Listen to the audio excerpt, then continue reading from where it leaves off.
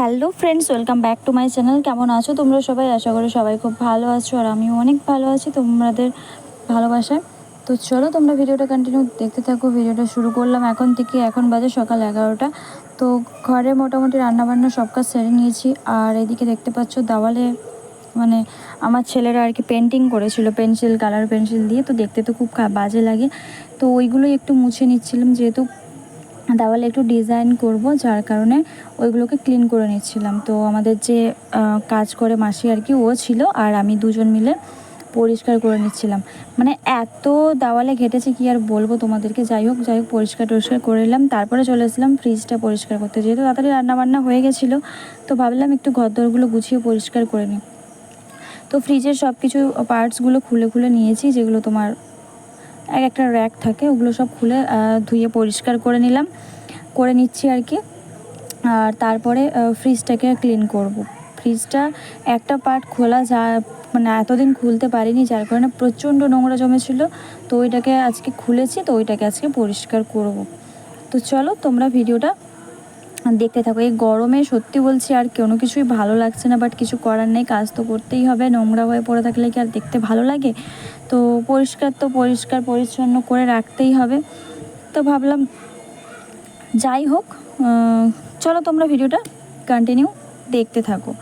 তো যাই হোক, ফ্রিজের পার্টসগুলো পরিষ্কার করা শেষ। এই যে দেখতে পাচ্ছ ফ্রিজে এই দুটো পার্ট আমি কিছুতেই খুলতে পারতাম না, বাট আজকে অনেক কষ্ট করে খুলেছি, দিয়ে এইগুলোকে ক্লিন করছি। কতটা নোংরা হয়ে আছে তোমরা দেখতে পাচ্ছ, মানে জিনিসটা খুলতেই পারি না। তো তলাতে হয়তো কোনো খাবার পড়ে গেল বা কিছু পড়ে গেল, ওপর থেকে মুছে নিলাম, বাট ভেতরে যেটা ঢুকে যায় না, ওটাকে আর ক্লিন করতে পারি না। তো আজকে অনেক কষ্টে খুলেছি, তো ওই জন্য ওইটাকে আজকে ক্লিন করছি।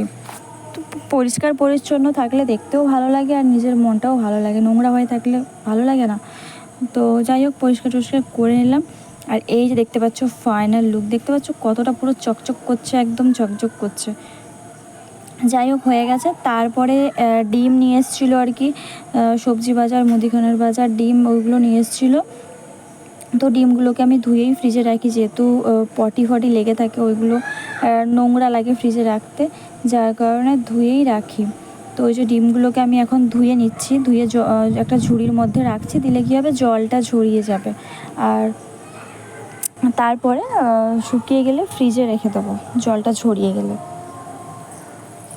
তো সারাদিনে মানে সংসারে কাজ আর শেষ হয় না। একটা শেষ করলে আর একটা বলে, এ বলে আমায় দেখ, ও বলে।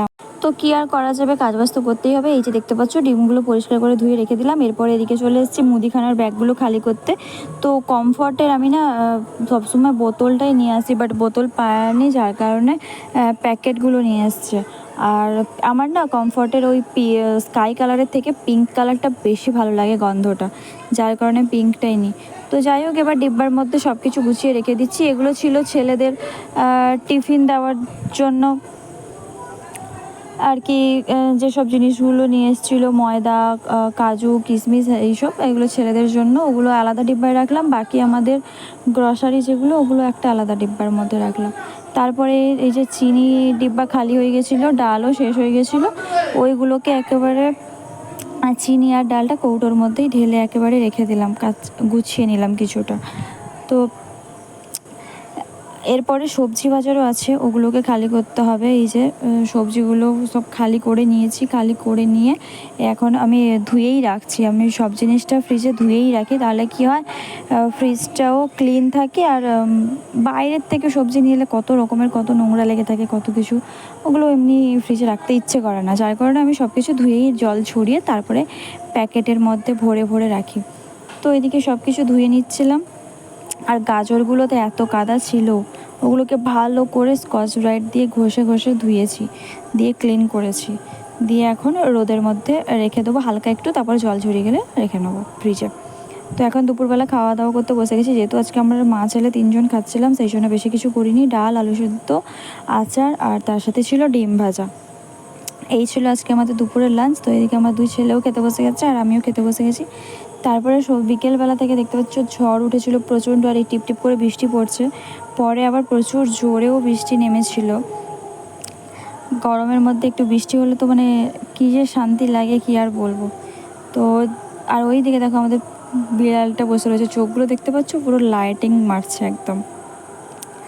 তো যাই হোক, ভিডিওটা আজকের মতো এখানেই শেষ করছি। তোমাদের যদি ভালো লেগে থাকে অবশ্যই ভিডিওটা লাইক কমেন্ট করে দিও। দেখা হচ্ছে নেক্সট একটা ভিডিওতে। ততক্ষণ সবাই সুস্থ থেকো, ভালো থেকো, বাই বাই।